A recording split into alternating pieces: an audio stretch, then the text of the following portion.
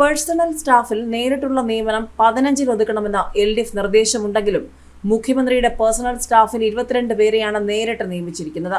20 പേർക്ക് രാഷ്ട്രീയ നിയമനം നൽകിയ ചീഫ് വിപ്പ് N ജയരാജാണ് മുഖ്യമന്ത്രി കഴിഞ്ഞാൽ രണ്ടാമത്. മന്ത്രിമാരിൽ മുന്നണി നിർദ്ദേശം പാലിച്ചത് P രാജീവാണ്. മന്ത്രിമാരുടെ പേഴ്സണൽ സ്റ്റാഫിൽ പരമാവധി 30 പേരെ നിയമിക്കാനാണ് സർക്കാർ ഉത്തരവെങ്കിലും 25 മതിയെന്ന LDF തീരുമാനിച്ചിരുന്നു. എന്നാൽ മുഖ്യമന്ത്രിയുടെ സ്റ്റാഫിൽ 33 പേരുണ്ട്. Muhammad Riyas, V Sivankutty, K Rajan, K Krishnankutty, Saji Cherian, chief whip N Jayaraj, പ്രതിപക്ഷ നേതാവ് VD സതീശൻ എന്നിവർ 25 പേരെ നിയമിച്ചപ്പോൾ മറ്റ് ക്യാബിനറ്റ് റാങ്കുകാർ എണ്ണം കുറച്ചു. 22 പേഴ്സണൽ സ്റ്റാഫിന് മാത്രമാണ് R ബിന്ദു നിയമിച്ചത്.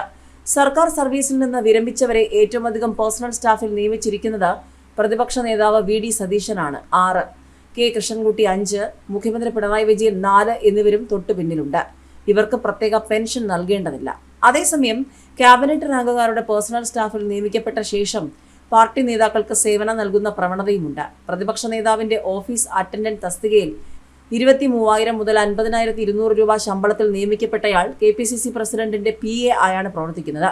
ഇതിനിടെ പ്രതിപക്ഷ നേതാവിന്റെ സ്റ്റാഫിൽ അഡീഷണൽ PA തസ്തികയിൽ അടുത്തിടെ നടത്തിയ നിയമനം പുതിയ തസ്തിക സൃഷ്ടിച്ചല്ലെന്നും ഡെപ്യൂട്ടേഷൻ വന്നയാൾ വിരമിച്ചപ്പോൾ പകരം നിയമനം നടത്തിയതാണെന്നും അദ്ദേഹത്തിന്റെ ഓഫീസ് വിശദീകരിച്ചു.